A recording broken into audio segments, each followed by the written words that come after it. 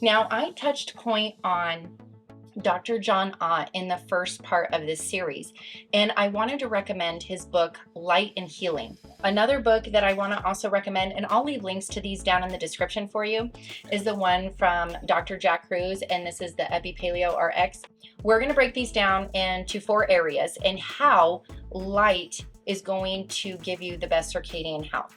Now, when it comes to sunlight for your circadian health, we have what is called an internal clock, if you would, or it's our circadian rhythm, and it's a 24-hour clock, okay? Go figure, 24 hours a day is how God made us, all right? Or whatever it is you believe in, but there was a science behind everything. There was a purpose for everything.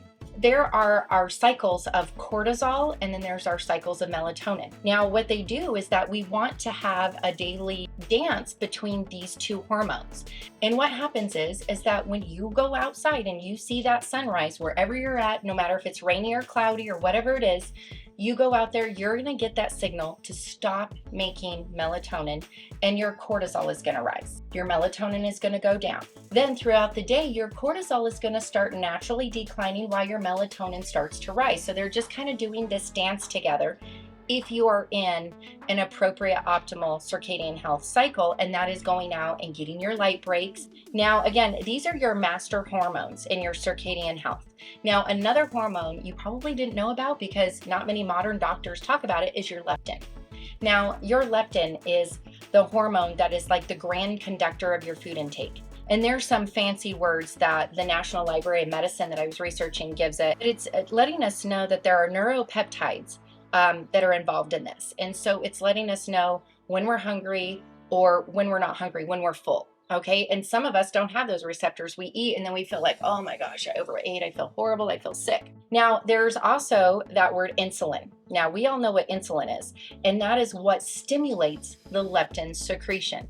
So if we have an issue with insulin, then of course our leptin is going to have some issues. It's going to be that domino effect. So that ties into the next point that I want to share with you, your circadian health and the optimal eating window and your optimal window for caffeine intake. The key to starting your day, it is not starting with breakfast, it is not starting with coffee, and it's definitely not starting with a workout.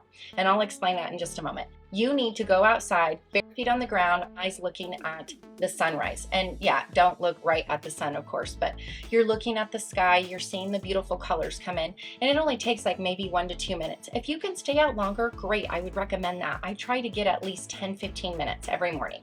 Now, it's optimal for you to do that, and then maybe even stretch. I'll stretch, maybe do some light yoga.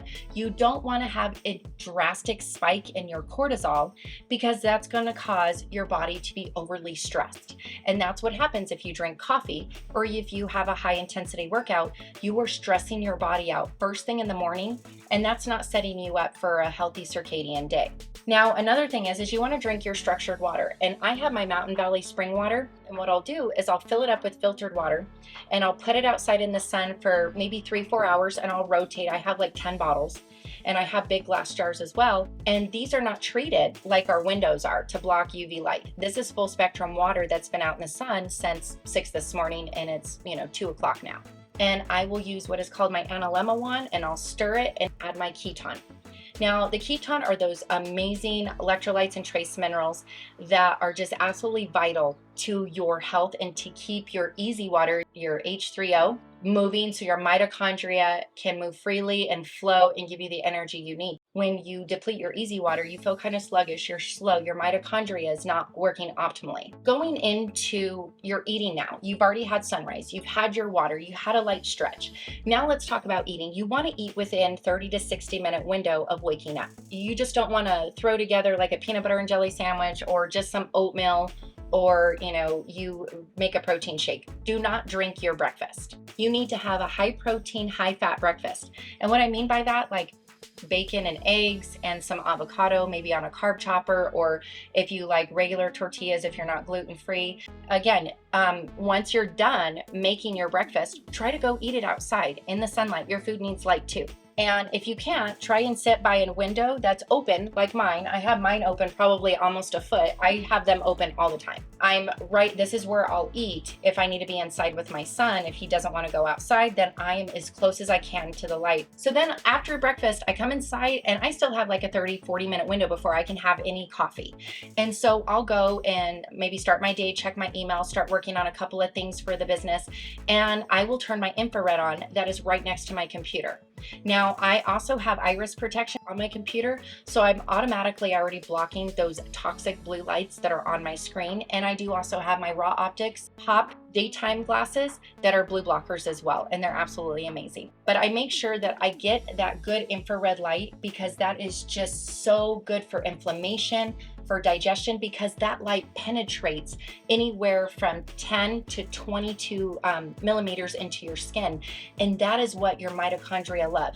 They can handle that type of UV light. I use it for my son, especially on his belly area. You definitely want to go and put it on anywhere where you feel inflamed. Definitely look into an infrared light, and I will leave a link to a couple of places where you can snag one. What happens now when you're about an hour into being awake, you've already had your sunrise, you've already had your food, now it's time for your coffee, and everybody's like, yes, that's the best part. I've been able to last until like maybe 2 hours in to even have my coffee. But let me share with you a little backstory on coffee, because coffee made me really, really sick about 2 months ago, and I couldn't figure out why I was so chronically sick. I had vertigo, I was dizzy all the time, I had stomach problems, I had sleep problems. Now, come to find out through research, many coffees out there have mold and mycotoxins in them, and no one's stopping these companies from selling you mold. It's actually making you sick, okay? So what I did is I stopped drinking it, stopped going to Starbucks, stopped buying this coffee at the stores. It's all garbage, you guys, all garbage. Did some research on some healthier coffees. And the 2 brands that I found that so far have been absolutely amazing, low acidity level, has been Life Boost and Fabula. And again, I'll leave some links down below on those. I thought they were absolutely amazing. I actually loved the hot beverage in the morning, but I soon realized that through Life Boost and their blog, they said that, you're breaking down a lot of the bonuses to the coffee when you heat it up. So actually cold brew has it beat. And so I turned around and thought, okay, well, I'm done with my coffee maker. Feel like this is just a cesspool for growth. And what I did is I bought a cold brew machine, and I absolutely love it off of Amazon. Amazing. The results were amazing. So much better. No stomach upset. So let's jump into topic number 3, and that is working out. Now, I mentioned earlier I was going to talk about this, but I'm also going to tie in napping. And you're probably like, working out and napping? Well, I'll tell you right now, if you go hard in the morning and you do a workout without doing sunrise, without drinking your water, without eating a good breakfast, you are going to feel like crap, and you are probably going to crash before 10, 11 o'clock and feel like you need a nap. And that's exactly what happens. You need to make sure that you download the Circadian app so that it knows what time you go to bed and what time you wake up every morning. And you need to stick to that schedule as much as you can, because it's going to tell you your optimal window of when to work out and when you can do those hard workouts. There's one in the morning, and there's usually going to be one maybe right before dinner time. That's what mine says anyway. Everybody's different. But this is going to help you keep your cortisol level from spiking too much and causing undue stress to your body. For kiddos that still nap, this is something that I have learned through Sarah Kleiner's recommendation with napping. Do not nap past 3. And this goes for adults and kids.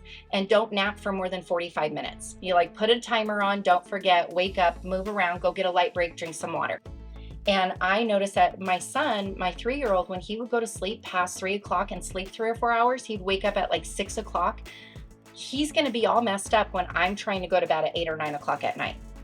And that's not going to work for him. That's messing up his whole circadian rhythm. That's messing up his digestion, everything, wreaking havoc on our kids and not even knowing about it. You're not realizing that, oh, well, I don't care. I'm going to bed. I'm tired because I didn't get a 3-hour nap, but he has to go to bed too because he doesn't have a choice. So I had to immediately fix that. And so if he does not go to sleep by 2:15 the latest in the afternoon, he does not get a nap. And it's like, sorry, you know what? We're going to have to be busy the next couple of hours, because if I can at least keep him up till 6, that's optimal for him, because then he can sleep 6 to 6 and he can get up and do the sunrise with me.